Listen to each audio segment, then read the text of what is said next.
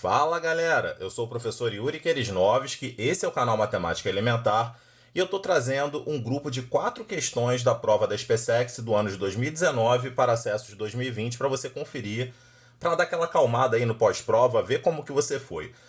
Estou fazendo um trabalho aqui em colaboração com o Equaciona Matemática, que liberou as 5 primeiras, né, as 6 aliás, e também com o canal do professor Leonardo Chucrute, que liberou da 7 até a 12.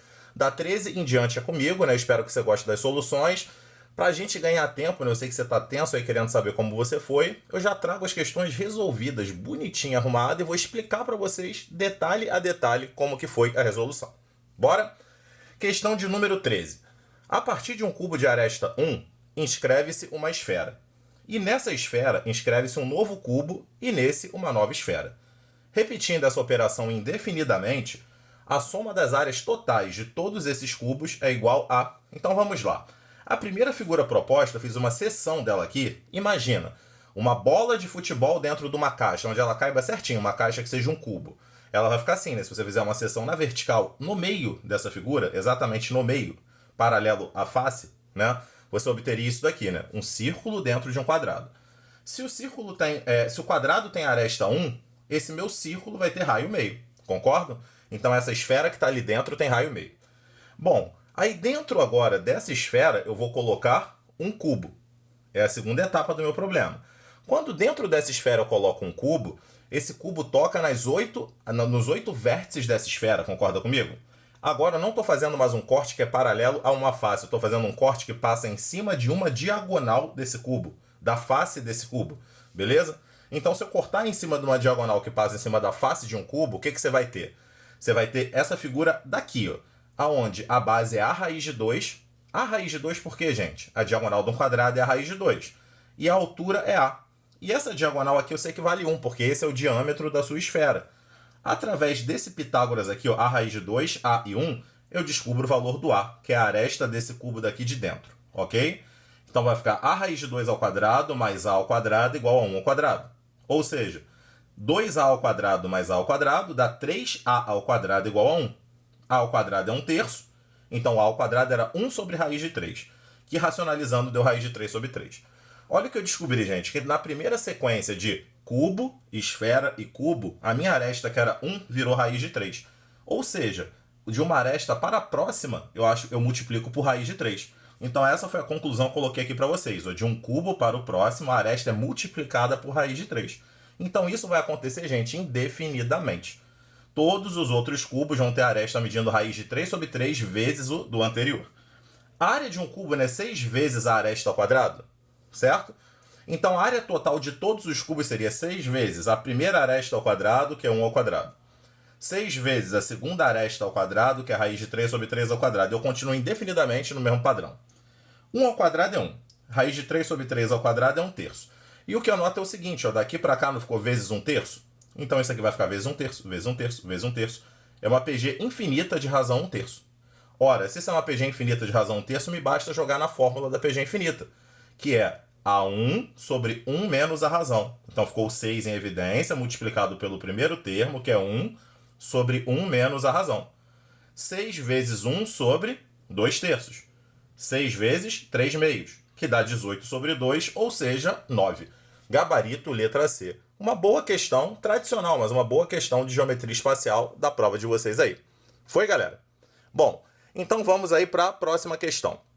O que a próxima questão pede pra gente, né? Aliás, não vou para a próxima não, eu vou para 15 pra gente aproveitar melhor o visual da tela, tá? Depois eu desço e vejo a 14 e a 16. Seja f a função quadrática definida por f de x igual a 2x ao quadrado mais log na base 1/3 de kx mais 2, com k pertencente aos reais e k maior que zero. O produto dos valores reais de k, para os quais a função f de x tem uma raiz dupla, é igual a... Pera aí, gente, quando eu tenho uma equação do segundo grau, quais são os casos que eu tenho a estudar? Se o delta é maior que zero, eu tenho duas raízes reais distintas. Se o delta é menor que zero, duas raízes, a gente não tem raízes reais. E se o delta é igual a zero, eu tenho duas raízes reais e iguais. E é o que ele está me pedindo na questão, né? Porque eu tenho uma raiz dupla. Para eu ter essa raiz dupla, então, o delta, que é b ao quadrado, menos 4 vezes a, que é 2, vezes o c, que é 2, tem que dar zero. beleza? Então, log na base 1/3 de k ao quadrado menos 16 tem que dar 0.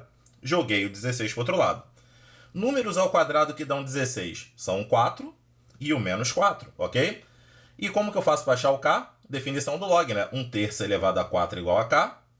E 1/3 elevado a menos 4 igual ao outro k. Chamei esse daqui de k1, então ficou 1/3 a quarta. 1 a quarta dá 1 e 3 a quarta é 81. E o outro eu chamei de k2. 1/3 elevado a menos 4, que vai dar, na verdade, 3 elevado a 4. Eu inverti a base e troquei o sinal do expoente. 3 a quarta é 81. Como ele me pediu o produto dos valores de k, o que eu obtenho? K1 vezes K2 é igual a 1 sobre 81 vezes 81, que nada mais é que 1. Ok?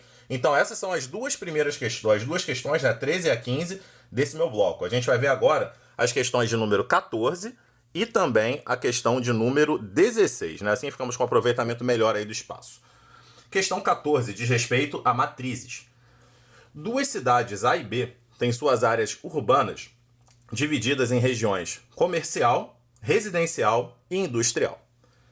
A tabela 1 fornece as áreas dessas regiões em hectares para as duas cidades. Então a tabela 1, ó, cidade A e cidade B, comercial, residencial e distrito industrial, áreas em hectares. A tabela 2, por sua vez, fornece os valores anuais médios de arrecadação em milhões de reais por hectare, referentes ao IPTU, à energia elétrica e à água. Beleza? Considere as matrizes T1 e T2 associadas às tabelas 1 e 2. Seja A e J os elementos da matriz resultante do produto T1 por T2 transposta. O que é transposta mesmo, gente? A linha vira coluna. Linha 1 vira coluna 1, linha 2 vira coluna 2, por aí vai. Nessas condições, a informação contida no termo A22 desse produto de matrizes é o valor total arrecadado com... Então vamos. O produto é T1 por T2 transposta. Sendo que quando eu faço a transposta, o que era linha vai virar coluna. Beleza? Então, na matriz T2 transposta, o meu produto de T1 por T2 transposta, ele fica sendo a linha I de T1, seria pela coluna da T2, não seria? Só que na T2 transposta, a coluna era o que era a linha da T2, pela linha I da T2. Tranquilo? Então, esse seria o meu produto. Bom, como eu quero saber o A22, eu quero saber o produto, então, da linha 2 da primeira pela linha 2 da segunda, já que eu fiz uma transposta, ok? A linha 2 da primeira são esses três elementos aqui, ó, 8, 12 e 18, que são as áreas em hectares da cidade B, comerciais, residenciais e industriais. E a linha 2 da matriz T2, o que ela significa? O gasto de energia elétrica em milhões por hectare da área comercial, residencial e distrito industrial. Beleza? Quando eu multiplico uma pela outra, olha o que está acontecendo. São 8 hectares. E cada hectare tem um gasto de 25 milhões com energia elétrica. Beleza? 8 vezes 25, 200. Então, na área comercial da região B, eu gastaria 200 milhões com energia elétrica. Tá? 12 hectares na região B, né? E aqui eu tenho que eu gasto 12 milhões por cada hectare. Então, se eu fizer o produto aqui, 12 vezes 12, eu vou descobrir 144 milhões de gastos. Então, gente, o que eu estou fazendo nessa conta? Era uma questão, vamos falar assim, mais teórica. Eu estou conseguindo descobrir com isso o gasto total de energia na cidade B, seja na área comercial, na residencial e na industrial. E quando eu terminar esses produtos individuais, eu não somo para jogar na matriz? Seria então um gasto total com fornecimento de energia elétrica na cidade B. Gabarito, letra E. Uma questão de caráter bem teórico, porém uma questão tranquila de entender, tradicional. Foi, galera? Mais essa? Então vamos para a última desse bloco, uma questão também batida, tá, gente? Questão assim que já caiu muitas vezes, coisa parecida. A condição para que esse sistema, tá, tenha solução única é... Então, em primeiro lugar, eu vejo que esse sistema é que a gente chama de sistema linear homogêneo. O sistema é linear, né, que a gente está vendo que todas as variáveis estão elevadas à primeira potência, todas isoladas, e homogêneo porque é tudo zero do outro lado. Pensa comigo, gente. Se tudo é zero do outro lado, o que isso significa na prática? Que se você jogar 0, 0 e 0 no lugar do x, do y e do z, você vai obter, vai obter uma igualdade, não vai? A vezes 0 mais 0 mais 0, não dá 0? Então significa que a solução 0, 0, 0 serve nas três equações. Isso é chamado de solução trivial. Eu não estou indo nem pelo menor caminho, não. Estou revisando o conteúdo com você rapidinho, já que é uma questão tranquila. Se isso é um sistema linear homogêneo e a solução 0, 0, 0 é válida, quer dizer que esse sistema nunca vai ser impossível, porque ele já tem uma solução, beleza? Aí o que a gente vai fazer agora? Relembrando a parte teórica que a gente devia estar alinhadinho aí, quando a gente faz o determinante da matriz incompleta de um sistema, o que a gente obtém? A gente obtém com isso, né, o que a gente chama do delta, né, o determinante da matriz incompleta. Se esse delta for diferente de zero, o sistema é possível e determinado. Se ele for igual a zero, eu fico em dúvida entre indeterminado e impossível. Só que nessa questão ele nunca vai ser impossível, porque eu já tenho a solução trivial. Então o que eu fiz?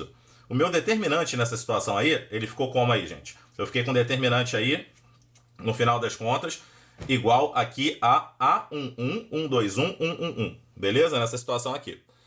Para poder resolver esse determinante, o que eu fiz da minha matriz incompleta, que são os coeficientes? Eu apenas troquei a primeira coluna com a segunda de lugar. Ao trocar a primeira coluna e a segunda de lugar, o que aconteceu? Eu tenho que trocar o sinal à frente do determinante. Beleza? Quando um ficou na ponta, eu aproveitei para aplicar a regra de abaixamento de QO. O que é isso? Faço esse elemento menos o produto dos dois de fora. 1 menos 2A. 1 menos 2, que dá menos 1. 1 menos A. 1 menos o produto desses dois, que é 1, que é 0. Então aqui. Aí desse determinante eu fiz a regrinha normal. Ó. Setinha para a direita, setinha para a direita, né? Menos a setinha para a esquerda. Então 0 menos 1 vezes 1 menos A. Então menos, né? 1 menos A. Então vai ficar menos com menos mais, então mais 1 menos A. Então aqui o que deu, gente? 1 menos A com o sinal de fora deu A menos 1. Se esse A menos 1 for 0, ou seja, se o A for 1, o meu determinante deu nulo. Eu ficaria em dúvida entre impossível e indeterminado, não ficaria? A dúvida não existe, porque ele nunca vai ser impossível. Ele seria indeterminado se o A fosse 1. Isso quer dizer que se o A for diferente de 1, ele vai ser o único caso que sobrou. Ou seja, ele vai ser possível e determinado. O que significa isso? Ter uma única solução. Ok? Então, se o A for igual a 1, meu sistema tem uma única solução, era exatamente o que ele pedia. Solução única, né? A diferente de 1, gabarito letra A. Beleza? Então, gente, trouxe mais 4 questões, né, colaborando aí com a galera para essa solução. Bem rapidinho, né? Eu sei que hoje você está com pressa para ver as tuas soluções. É só você dar o pause, olhar a solução bonitinha na tua tela aí, dar o zoom naquela parte que você precisa olhar com mais calma e você consegue estudar bem tudo que está aí, beleza? Aproveita, se inscreve aqui no canal, assista os outros vídeos depois que descansar a tua cabeça aí da prova, né? E curta e compartilhe. Valeu, galera, um grande abraço.